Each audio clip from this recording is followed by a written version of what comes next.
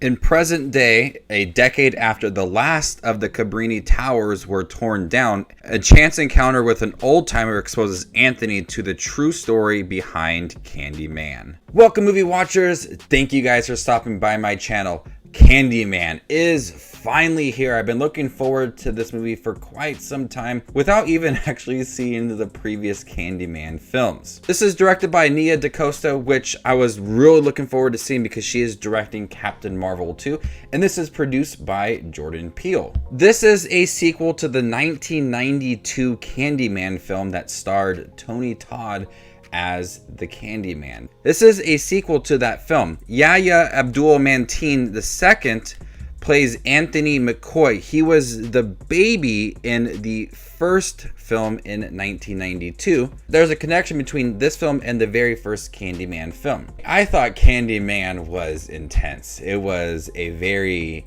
horrifying film. There is some issues with this movie that we'll get into, but for a good majority of the movie, this movie relies heavily on the whispers of Candyman and the story. With the stories that are presented and exchanged between people talking about the Cabrini Towers and Candyman himself and the history behind Candyman, without actually showing Candyman, it's really disturbing to listen to. I really don't get freaked out when listening to horror stories, but Nia Dacosta really captures that chilling moments of just the stories of Candyman so well that it builds this anticipation to seeing him for the first time because of all the stories that are being told and exchanged between characters throughout the film, to where it's really horrifying just to listen to it. The score, the setting, the tone, everything just mixes together to create an atmosphere that's really chilling. And when we start to learn more about Candyman and Anthony's obsession, because he is a painter and he is using Candyman and the past stories of Candyman as inspiration for some of his paintings, and he's becoming quite obsessed with the story of Candyman, and it leads him down a path learning more of Candyman. It does take a lot of the horror elements from the 1992 film, which I eventually did see after watching this movie. But when anybody says Candyman into a mirror 5 times, he will turn around. He'll be there to kill you. I think they utilized mirrors so well. In the 1992 film, whenever they said his name, he'd be there and you would see him like in real time. The choice, they changed that up a little bit in this movie, and I thought they utilized the mirrors so well. With now actually seeing Candyman around you, it puts you on the edge of the seat because you would see him one point and then you would not see him, and then a mirror would flash or turn around and you would see him. It's really creepy how they utilized mirrors, and they utilized it a lot, and it benefited a lot of those tense scenes and some really gory, scary scenes within this movie.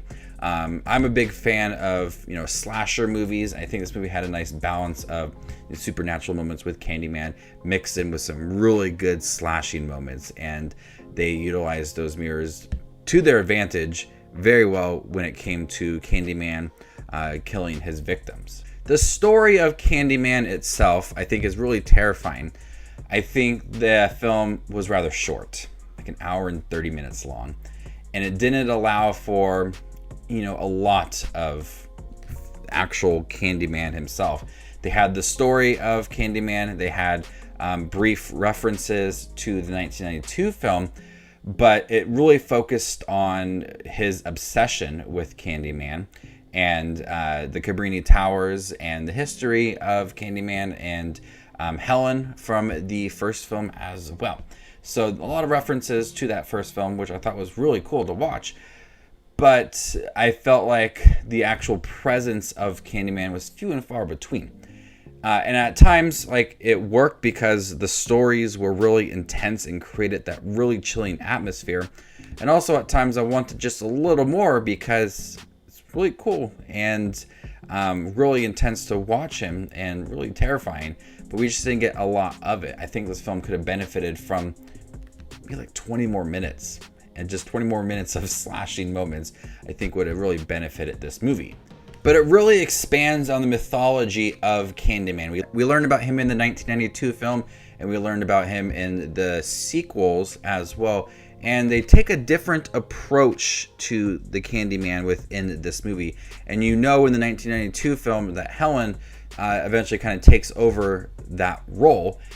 So the film expands its mythology and doesn't rely heavily on Tony Todd as Candyman. And so exploring that mythology is really building this world and the name Candyman and the presence as well. So I like what they did, expanding it, giving us something new while also revisiting the original film, its tones, its story, the setup for Candyman, the villain. And so relying on that while also expanding it, I thought was a very smart move to give us something new that just didn't feel rehashed from that first film. The acting here is really good. Yahya Abdul-Mateen II is great.